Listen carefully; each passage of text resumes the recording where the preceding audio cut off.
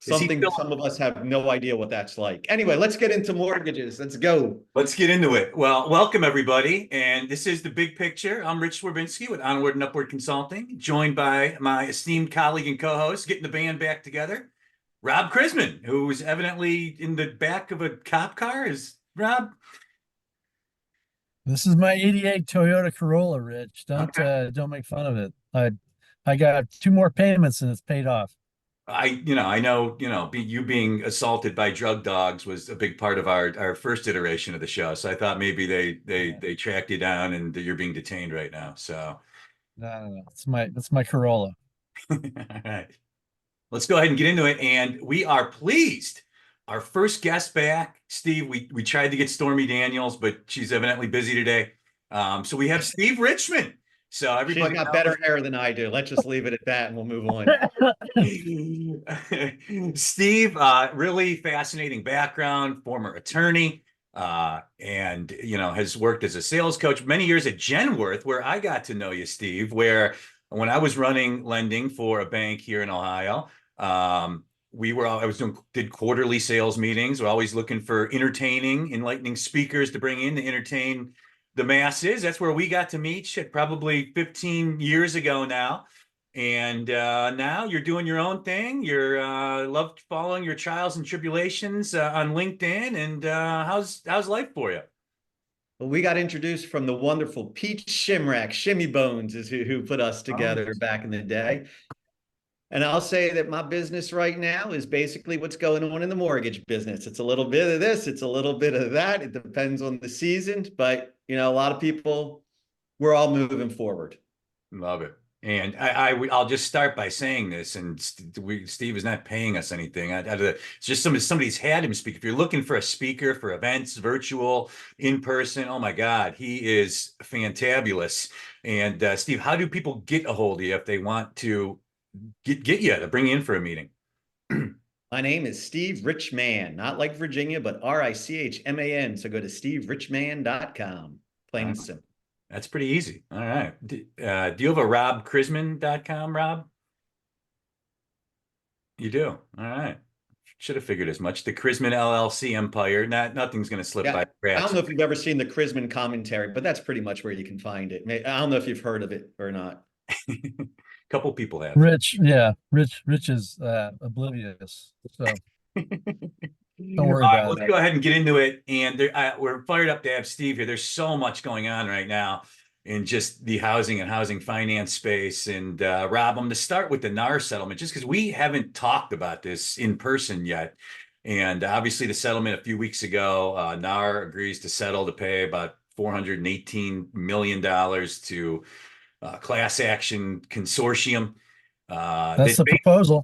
I mean, it's not, I guess, 100% official yet, but it appears like it's going in that direction. Maybe not, but I'll start, Rob, by just getting your opinion on this. I guess the pie of people that wait a minute. When you say I'll start by getting your opinion, shouldn't you say I'll start by giving you my opinion?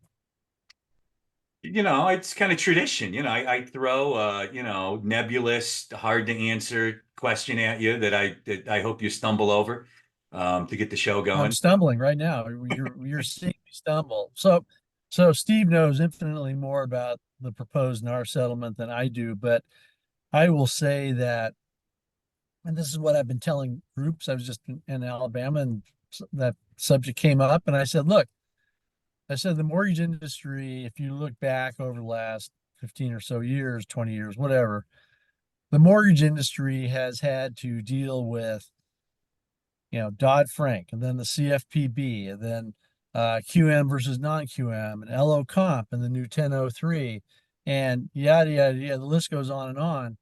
And what have real estate agents really had to deal with during any of this period of time?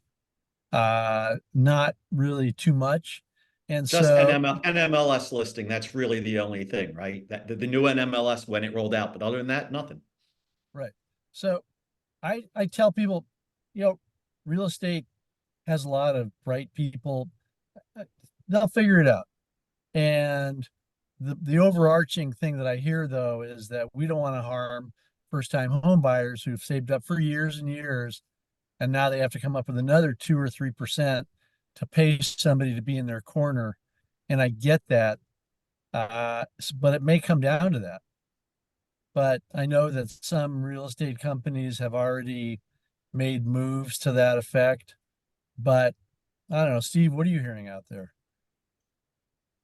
Well, what I'm hearing is a lot of people trying to say that they know what's going on, and we really don't know what's going on. I do agree with you that eventually the real estate community is going to tell us what's going on. The mortgage industry is not going to dictate what the results and what we need to do about that. So totally with you on that. We'll find out. You were just on the plane. I don't know if you saw this, but maybe 2 hours ago, 3 of the defendants' final settlement came through. It was about 2 hours ago. There are 8 others that still have to come through. That's probably going to happen in November. They're saying that the new rules will probably come in, I think they said August 17th, if I have that date correct. Just knowing how this stuff works, I wouldn't be surprised if there's flexibility in that date and we get changes in regards to that. I was at a conference in Wyoming last week, and one of the speakers said, let me ask a question. How many of you think that this is just no big deal? And nobody raised their hand. And then the second question was, how many people think that things are going to change?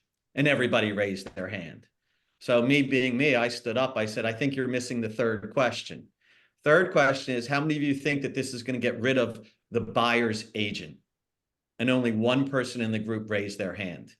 Interestingly enough, he happened to be the speaker at that time. So what I think is going to end up happening is, I mean, we've been having this buyer's agent conversation for years. There's been discount agents that are out there. There's been pay for play agents that are out there.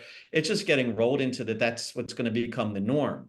My question, and based on something that you just said, Rob, that, and here's where my opinion is, it's not what I've heard, is right now in the mortgage industry, there's the component that says, okay, don't worry, you can finance the seller's agent money into the transaction. And then with the seller, if they want to give 3% away, they can give 3% away.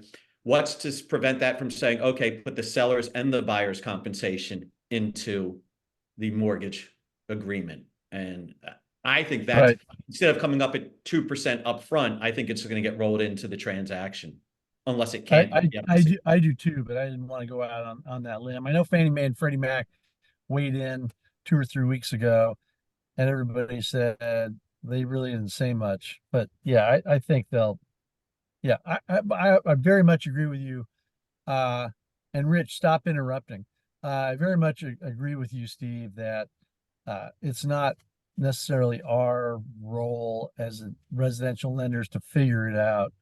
I think you're right. I think NAR will tell us, and the large investors will act accordingly, and the rest of the industry will follow what the large investors are okay with.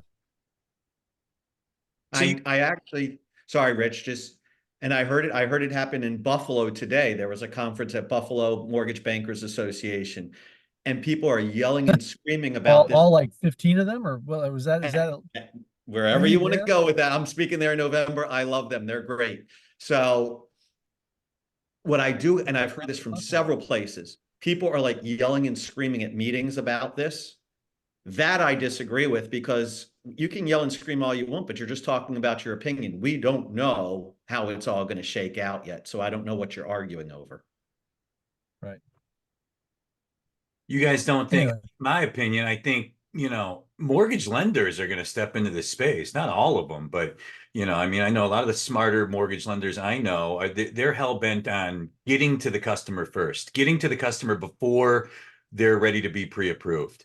And, I think that a lot of lenders feel like they can provide buyer's agent services just as well as buyer's agents. And, and I don't know. I feel like that's going to be a big part of it. And I feel like there's going to be a bunch of just technology-based companies like, hey, $395 or $695, you put in your information on where you want to buy a property and Doesn't that already exist?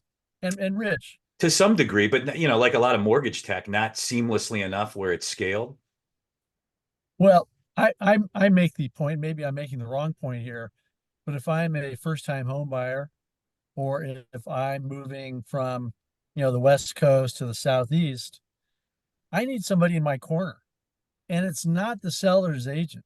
I need somebody that I'm going to pay to say, hey, black mold is an issue here, or termites are an issue, or let's sit down, look at this appraisal, or let's look at this home inspection, and here are the problems I see. If I'm a first-time 25-year-old home buyer in outside of Des Moines, Iowa, I need somebody like that, somebody to help me. So I Well, don't view it as an internet-based thing. they can Although do it maybe you today. could say, what's that? They can do that today, right? I mean, they can go on Zillow right now and click what houses are for sale in this zip code, and then go directly to that person and say, hi, I'm looking at buying. There's nothing that's stopping them from that. My Right. analogy is, if you, Rob, if you were going to go, because I know you're a very generous person, and you were going to go buy a nice fine piece of jewelry for Mrs. Chrisman, are you going to go to the back of somebody's truck and say, I don't know if this is good jewelry, bad jewelry, or what it should cost, and I'm going to go buy that? Or are you going to go to a reputable jeweler so that they're going to give you advice and they're going to show you what cut, clarity, color, and all that is? You're going to go to the professional to help you. Was there a video released on the internet showing my last jewelry transaction, Steve? Is that what you're alluding to? It's, digging up some old wounds there for Rob, evidently. So, yeah, and I generally agree with you guys. I just think mortgage lenders are going to be hiring real estate agents, to perform those services. I think for people, I think they act as lead funnels, and I do think the tech, if it's negotiating deals or simple contract prep or some of the other components of the buyer's agent realm, as tech improves, I just think it'll be, it'll be an increased percentage of the pie, but nothing crazy to begin with, I would agree. So. Credit to Ken Perry, who we all know and love. Ken's a great guy. And what I heard him say is, what's to prevent a lender from going and saying, we're going to have a buyer's agent in office. We're going to pay him $60,000 a year. They're going to represent the borrower at de minimis cost. So they do that, but it's still going to place the loan sitting here where we are. You're going to see a lot of that because there's going to be a lot of buyer's agents that are going to be looking for a salary. So, and a lot of mortgage lenders, I think, that are they're going to view that as a smart investment, as a lead funnel, if it's the right person. But we'll see. It's going to be interesting to see how that all plays out. The chat is evidently disabled. We're still working out the kinks here as we get the big picture rolling. But you can put comments or questions into the Q&A, and we'll socialize it into the show. Moving on, jobs news. It's really weird dynamic what's going on right now, but I mean, everybody in the mortgage industry just cheering for bad, horrible jobs data. And it's driving stocks and bonds higher. Historically, two markets that have moved opposite of one another. And now we're getting stocks that are rallying like wildfire off of bad jobs news. Rob, you have a contention with my point. Yeah, I do. Putting my capital markets hat on briefly, if you look at interest rates over since 1980, and hence bond prices, interest rates have generally gone down, which means since 1980, bond prices have generally gone up, as has the stock market. So when you say they historically move conversely, well, I guess let me reword that. I mean, off the heels of news, in the past, historically, off the heels of big economic indicators, broad brush, not always the case, but bad economic news, bad for the stock market, good for the safety and security of fixed income bonds. I guess that's what I'm more alluding to than historical trends. yeah, I think that that's, you bring up an interesting point. I guess we're getting off track here a little bit, but it is near and dear to my heart. If you look at an individual who, you're Rich, let's say you're Steve Richman, Mm-hmm. tunning it out there, income is flowing into your coffers. You're done buying, Furline sink and sinks and, Mickey Mantle rookie cards or whatever. There are certain asset classes where you can park your money, basically stocks, bonds, and real estate. And yeah, you could say, oh, don't forget Bitcoin, or don't forget, Willie Mays rookie cards, but generally stocks, bonds, and real estate. And I think as as the wealth has increased of a certain segment of the population, they need to put that money somewhere, right? And I talked to one person recently and they said, I said, what are you doing with your 401k?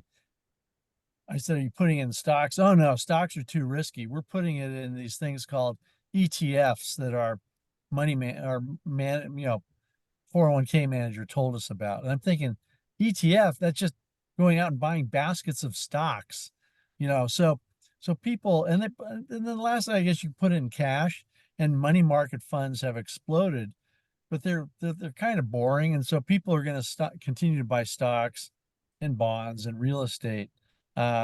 Anyway, we've gone way off kilter But here. I if you want to go apologize, economy Steve. overall, Rob, wouldn't you say, and this is what I keep seeing, that we're in what's called a K economy, right? For those that's working well, it's working really well. And for those that it's not working, it's not doing so well. And that middle's the one that's getting cut out. Yeah, definitely.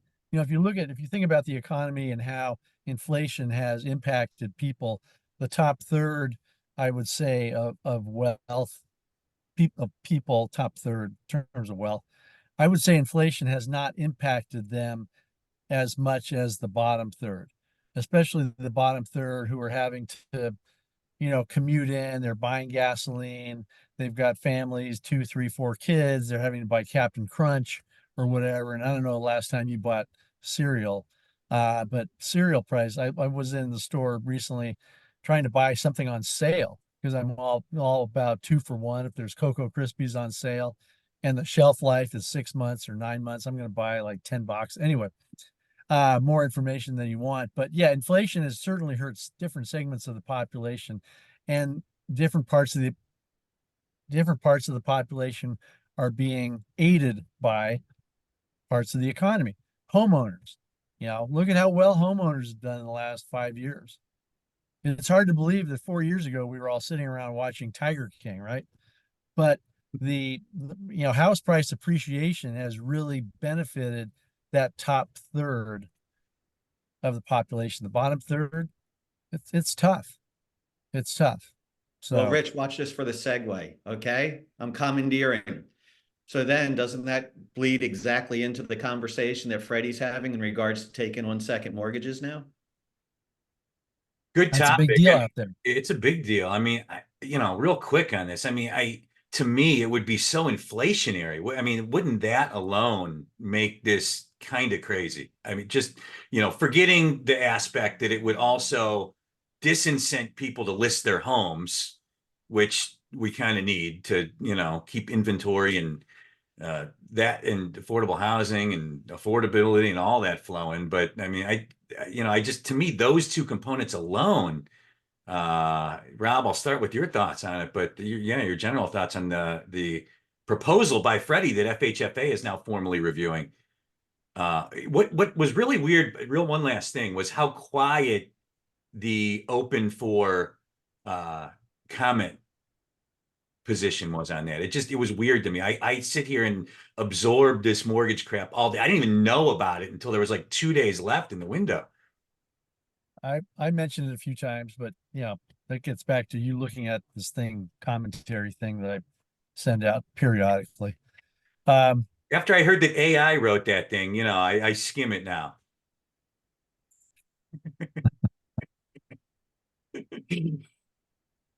AI chat GTP will never cross my screen. I don't even know how to access chat GPT. It's called the internet, Rob. Maybe you should get It's familiar with it. chatgpt.com. I remember, Rich, you asking me about that last year. I do remember that, yeah. And I'm like, what? Huh? What does it stand for, GPT? 95 people out of 100 don't know what GPT stands for. Rich, do you? I don't know what it stands for, to be honest with you. Yeah. Steve's typing away on the internet right now. No, but I did. It's funny because I looked it up like last week, and it's the second word. The P is 2 words. I forget what it is, but I looked it up last week. Yeah. Let's all hitch our wagons to that. Getting back to Freddie Mac, Rich. I think Freddie Mac. I think that'll go through. I think a lot of Hmm, people really? have, yeah, I do. I mean, companies are hungry for something new. If you think about what's new out there for lenders, you know, really, I mean, what have Fannie Mae and Freddie Mac done recently that's wow? I don't know what we're going to be talking about at the National Secondary in a week and a half in Manhattan, but it's something. I guess we'll talk about something. But AmeriHome, Penny Mac, they're tweaking some current program, but really there's not a lot new out there. It's a lot of companies I see out there, and Steve, you get around more than I do, but a lot of people are just, have rolled up their sleeves. They've cut back personnel, they've cut expenses, and now they're just grinding it out and waiting for their competitors to go out of business or whatever it might be. It's not like some whiz bang thing. So when Freddie Mac comes out and says, "Hey, look at this," I think that attracts some attention, and it's a step in the right direction because there's so much equity out there. It's crazy. So why not try to help lenders in some form or Freddie Mac in some form tap into that somehow? It's like companies opening up reverse mortgage divisions. It's like, wow, we don't want to turn anybody away who walks through our door. There's And an if they're 7 opportunity. years old, yeah, Yeah, they don't. Rich, I look So at it anyway, as it's political, right? So if you look and I don't care which side of the debate you're on politics, so I'm not trying to get into that. But if you take the Republican approach, typically Republicans are smaller government, don't get involved, let the private markets handle it. And that's where it's been. What do Democrats typically do? They go out and they say consumer protection and more consumer choice. Well, right now, these consumers are not getting into the market and they don't know what to do with the equity that's sitting in their house. So when you say, is it going to go through or not? I say from a political standpoint, this is ripe because if you look that it's a Democratic administration, not saying you like that or dislike that, but is it going to go through? That's right in their breadbasket. It's consumer choice. Well, let me play devil's advocate here. If you're the Trump campaign, I mean, I think they'd be licking their you chops. have a list. Hey, Steve, does Rich have a lisp? What did you say? Chump campaign? The Trump campaign. Oh, Um, I thought you said chump campaign. I mean, I would imagine right now his advisors, housing's so big, they're trying to figure this out while Trump's in court, and they're probably saying like, "Oh my God, we will beat Biden over the head with inflation, the biggest tick against Biden, in addition to the border right now. This is going to be highly inflationary. It is going to reduce home inventory. It is going to increase and worsen affordability. In addition, people that want to access equity in their homes right now absolutely can, as long as they're credit worthy to do so. On top of that, we're going to have the government come in and take all these seconds to 80% after home values have gone up 43% nationally in the next 4 years. If there is a correction, and again, it would be impossible to think about it in the short term because of the supply demand. But let's just say we did some type of home price correction, which I believe is inevitable at some point. Maybe not major, maybe I'm not. going to cut you off. Do you think that the regular person who's not listening to this podcast right now understands 1/3 of what you just said? No, but I think if it turns So how into can a they argue campaign, that point if they're not going to be able to make that point to the people who they're trying to make it to? It's I'm just not saying they that could, I'm saying sophisticated. that the point they could make to the public is this is going to be horrible for inflation, even though it puts more money in your pocket right away. And it's going to be worse for our housing inventory and housing affordability. Versus everybody on the other side that's saying, okay, right now you're stuck. You have a 2.5% interest rate and you don't want to touch it, but you want to tap into the equity of your home. I'm going to make it easier for you to do that because not right or wrong. I'm just saying, which is the pitch that's going to be made. That to me, that's a really palatable pitch. Hi, I'm going to get you more money because then take it to the next step. Who's the people who actually vote? They tend to be older people who are the ones who have that equity in their home, and it's going to hit them stronger. Back to that whole K that we were talking about before, it's going to be better for them. I think argument wise, it's prettier. I'm not saying it in practice, but in argument, I think that's an easier argument to make. And then they'll forgive the debt. Oh, wait a minute, I didn't say that. Sorry. going to be interesting. I'm fascinated to see the way this plays out. And then, of course, if it is approved, would it just be Freddie? It would have to be Freddie and at least Fannie, because there would be so many pissed off Fannie Mae mortgage holders. Like, what? I don't get to do this because Freddie, Fannie, Fannie, Freddie. What the hell's the difference? I mean, Once again, you're hitting on one of my sweet spots. If the three of us were on an island and we were the only people on this island, or let's say there were 100 people on the island, 100 people on the island, and there's no money, and we're just in some kind of subsistence economy, and all of a sudden each one of us got $1 million. So suddenly there's $100 million. It doesn't matter because all the boats floated up by $1 million each. So everything just gets bid up. In our economy now, when you have homeowners who have equity, once again, that top third, shall we say, they will, if this goes through, once again, they will have an advantage over the middle third, over the lower third. Not necessarily what the Democrats, I think, want to accomplish. But to Steve's point, I think it's it's great publicity fodder. And here's what we're trying to do. And, who doesn't want to tap into their equity, right? but they can't. I got a HELOC like 4 months ago. It took 9 days. I didn't even leave my office. It was so easy. And my credit's like 700. Thank you for sharing that. What's your social number? I'm just saying you can get a home equity loan now. Why do we need more government lending? To 80, after years of inflated, I would argue, home appreciation.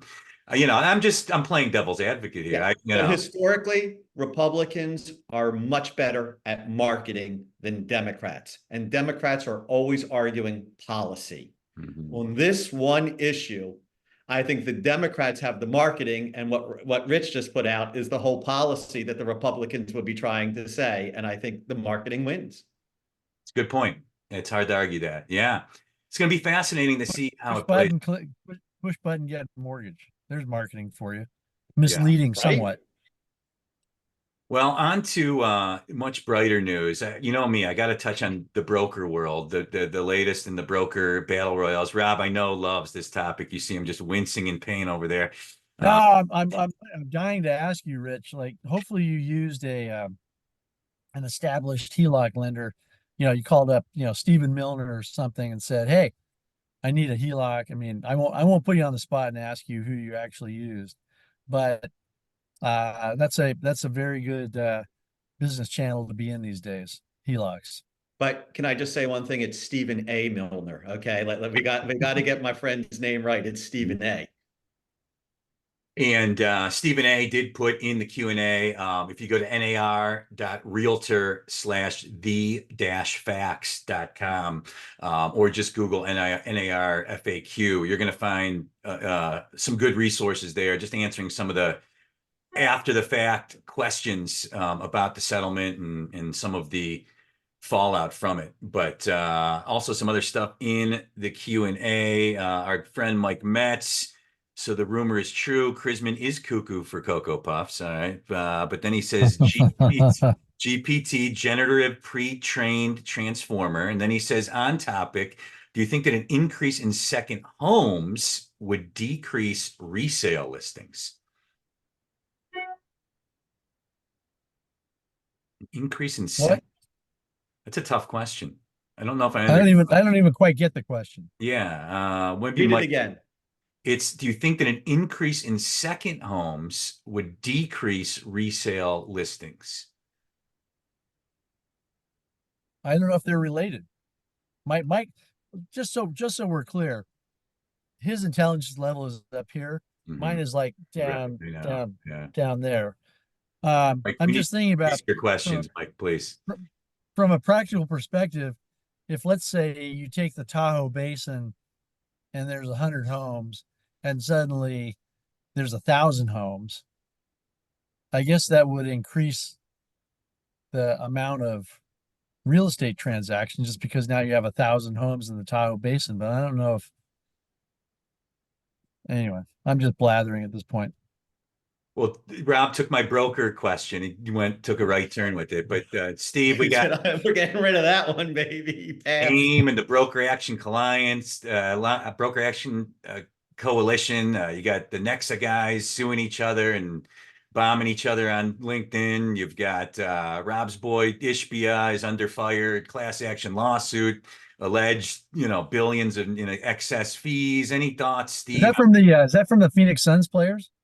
No, anyway, sorry, we digress. I like a good Suns joke. Steve, your thoughts on the broker battle royale? My thought is take it from the LO perspective. That's a whole lot of noise that's happening out there that's not going to affect you one way or the other. You let the big boys in the C-suite duke it out and try and figure it out. But man, what an opportunity, because there's always that fight between the broker world and the lender world. And we've heard for so long, brokers are better. Once again, great marketing. I'm not saying it's true or not true, just great marketing. If you're a credit union right now, or if you're a lender right now and you're trying to grow your world and have more LOs in your organization, boy, is that good fodder for you to try and start to recruit and bring people over. It's a lot of noise. I mean, mortgage bankers have never. It's almost like the Matt Ishbia Dan Gilbert feud, where Dan Gilbert's like, "Who is Matt Ishbia? Like, this guy, leave me alone! Like, dude, he's the ankle biter." And it's like that. I mean, with the brokers and the bankers. I mean, the brokers are so hell bent on telling the world why they're better than everybody. It seems like the bankers don't care as much.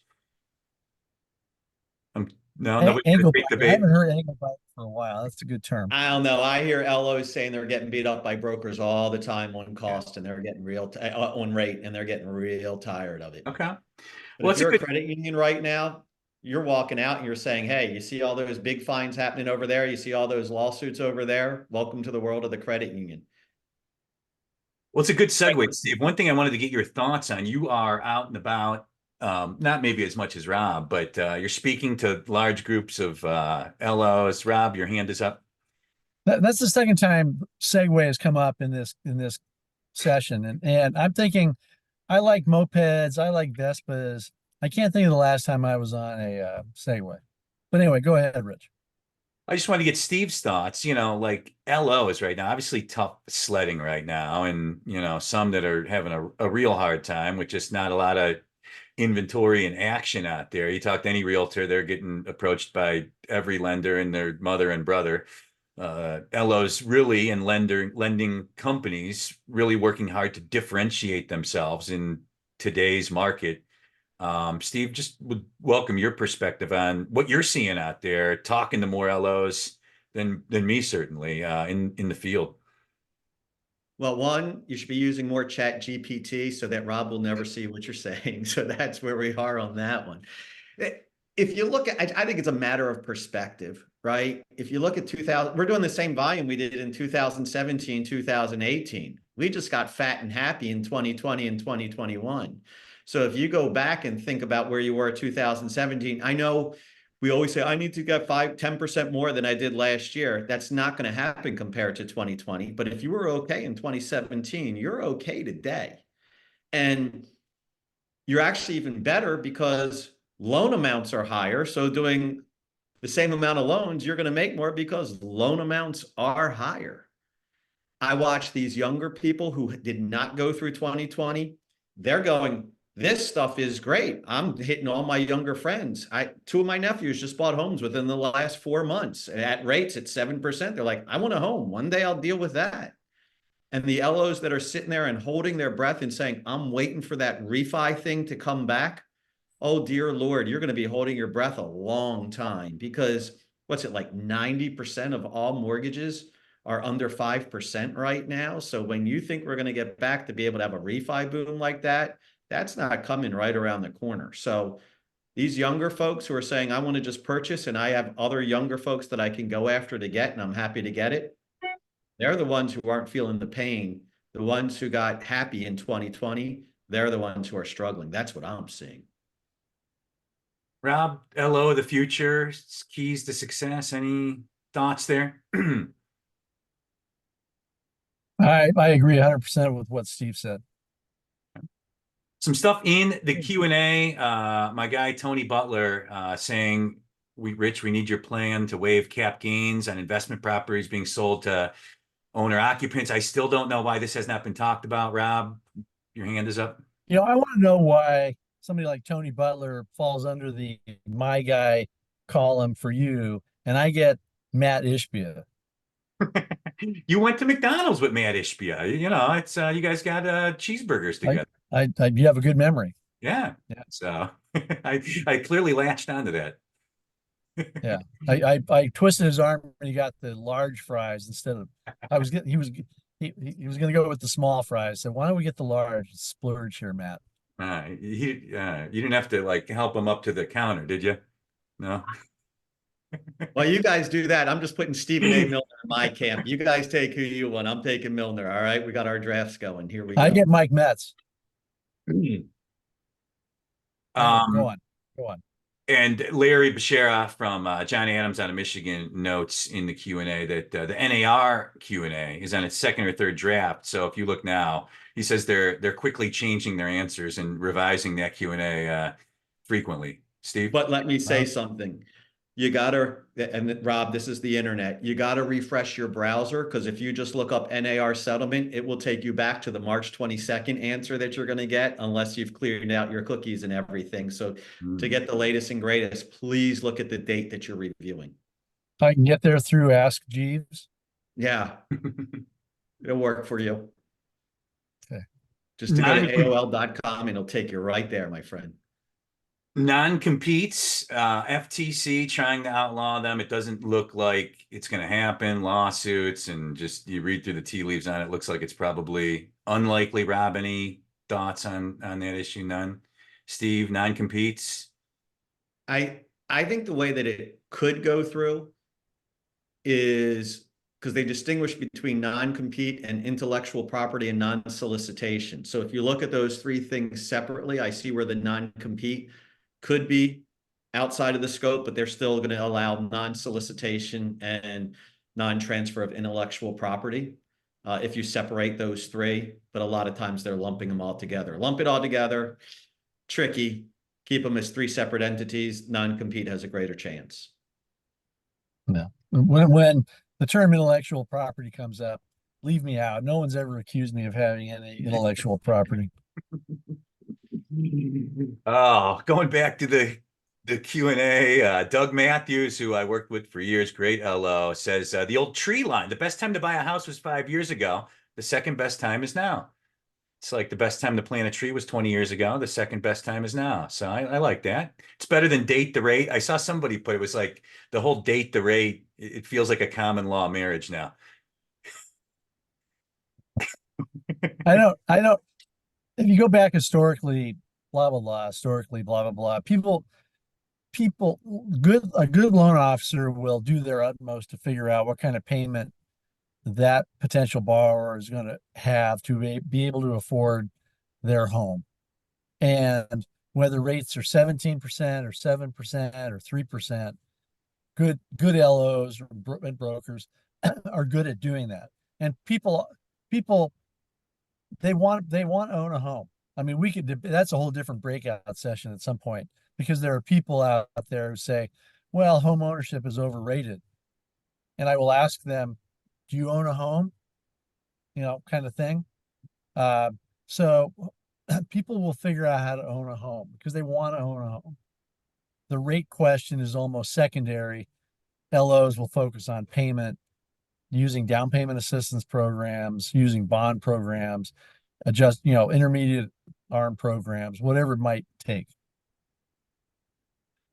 That's why I like our back and forth, Rob. I'm always so, granular, and, I get over emotional about, every little development in the industry. And you always bring me back to, with some perspective that, thank goodness you haven't burst into tears on this call like you often. We still have 5 minutes left. So okay. If you bring up the Cavs, I might start crying. So yeah. Right, I read the plot of Old Yeller. That oftentimes gets you going. Look at the forest, not the trees, Rich. Look at the forest, not the trees. I was going to ask you, Steve, if you had a good slogan, date the rate, marry the, or, we've got now, best time to buy a house was 5 years ago, second best time today. Is there any Steve Richman, like uplifting, the sky is not falling slogans you have for the Well, I masses? always say if it rhymes, it must be true. So I guess date the rate works because if it rhymes, it must be true. But my comment is, what's your goal? If you want to live there, buy it. If you're looking to flip it and burn it, now's not the time to do it. So it's always about what your goal is. If you're going to be there for a couple of years, come on, go buy it. If you're flipping it in 6 months, don't do it. Tony Butler, telling Rob not to hate. Tony Butler is my boy. I've known Tony for like 20 years. He's an Ohio guy, big Buckeye fan, runs a great company, Equitable Mortgage out of Columbus. So a little shade for Rob there. And then the much more intelligent than all of us, Mike Metz, clarifying his question. Have homeowners with increased consumer debt and equity available. Choice is sell home or second HELOC for that liquidity. If there's an increase in seconds and HELOCs, does that decrease the number of sellers? And I guess that was my one of my initial points. One, the Freddie second thing would be super inflationary. Two, I think it would pretty dramatically reduce existing homeowners that would otherwise maybe list their homes, right? Am I thinking? I mean, I guess that's what Mike's question's alluding. Rob looks in deep thought. Steve, any thoughts on that? I Go ahead, couldn't Rob. answer you guys. You guys didn't seem. His lips were moving.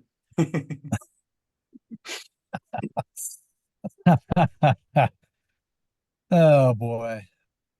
No, I don't have any thoughts. No thoughts. All right. Mike's question still too complicated, but Mike, you really got to dumb it down for us. If you have some, you got to put it in Gronk speak, evidently, to get us to answer it properly. So, Well, it's back to what you said before, Rich, right? I already have the opportunity to do a HELOC right now. So if everybody has the opportunity to do a HELOC right now, then it's not going to affect the market because they already have that opportunity. I know. But it is. It's only banks. I guess, I'm you're showing contradicting why my you own should do point. it. Yeah. I am Exactly. contradicting my own point. It would make it because I think they do it. If Freddie did this, Rob, they'd have to do it through the servicers, right? And it would probably be like super streamlined. It wouldn't be like the first mortgage process. I mean, it would be some streamlined through your servicer, started on the Freddie Mac website type deal, right? I think. But no, the more you're able to tap into your equity, it'll definitely affect the market going forward. The Are you going to say about? Rich, the agencies, as you know, I'm preaching to the choir here, but throughout the decades, the agencies have made a point of reassuring our industry that they are not going to directly deal with consumers. Mm-hmm. They don't want to A, tick off us as an industry, and B, dealing with consumers. Who wants to deal with consumers? Yeah. If you're making billions as it is, if you're Fannie Mae and Freddie Mac making billions every quarter and still have the lion's share of the industry, I don't see them really wanting to start, oh, I work at the Freddie Mac, call center, Mr. Jones, you're eligible for whatever. I don't see Fannie or Freddie going down that path. Yeah. My Like during TARP, which our friend Mark McCardle, I didn't fully know was really involved in managing and overseeing that. But I remember during TARP, they had some role. Maybe it was just like the loan lookup tool on the GSE websites, but I felt like they were somewhat involved in that. But that was, I think, much bigger staff and infrastructure for the GSEs back then too. I could be misremembering. Agreed. So. What else? Steve, any other thoughts on just things you're seeing out there, your trials and tribulations on the road before we take this thing home? Keep your chin up. Industry's going to be okay. There you go, Rob. Chin up. There you go. It's a little crazy right now, but if you think about it, everybody does have the same goal. Republicans, Democrats, whatever, everybody's trying to make it better. It's all a matter of policy. So just see which way it's going to happen and follow the rules. I don't know, Steve. If you ask Pitbull, he'll say, I don't call it politics. I call it politricks. I think you were on the Carrier when we were at that conference out in San Diego when they had Pitbull playing out there a couple of years ago. Good times at the NBA conference. Right. Good stuff. Good stuff. Want to thank everybody. I call him Pitt. First name basis. Pitt, yeah. I want to thank everybody for joining us. This is The Big Picture. We're going to be here every Thursday at 3 p.m. Eastern. And if you go to watchthebigpicture.com, you can find our upcoming guest list. We're very lucky to have Bob Brooksmith next week. Excited to get Bob's take on everything going on in the mortgage industry and the crazy political Are you gonna ask him about the collapse of Yale in the NCAAs? That's right. He's a Yale guy. He's also a Cubs fan, if I remember correctly from the last time that we had him on. That I remember giving him some crap about the 2016 World Series, but I might have to work some Yale jokes into my have my joke writers get working on that. So Chat GPT will write those jokes for you all day long. Chat GPT, or actually, hold on, it's Chat generative pre-trained transformer. So yeah, so you'd say you learned something today on The Big Picture. But want to thank everybody for joining us. Want to thank Rob for joining us. Delayed flight and was able to make it. Thank you, Rob. And I'm going to use Chat GTP to find a McDonald's so I can get a little double cheeseburger action. There you go. That sounds good. That's a GPS, not a GPT. I'm leaving this to go car shopping with my just turned 16-year-old daughter. God help me. So McDonald's sounds. I'd rather be at McDonald's with Ishbia, honestly, than doing that. So, but most importantly, I want to thank Steve Richman, SteveRichman.com. Man, if you need a speaker for an event, motivational speaker, he is fantabulous, outstanding, does a great job, and very high return rate with clients. And I can speak to that personally. And Steve, want to thank you for joining us and providing your humor and insight to the show today. You guys are awesome. Thanks for having me. Appreciate it. Next time you're on, Steve, I want you to use the volume enhancing conditioner. Dude, I'm just trying to catch up to be with you, my friend. Put it all back, make it slick. Good stuff. Thanks for everybody. All the nice comments in the Q&A, because the chat was disabled. We'll work on that.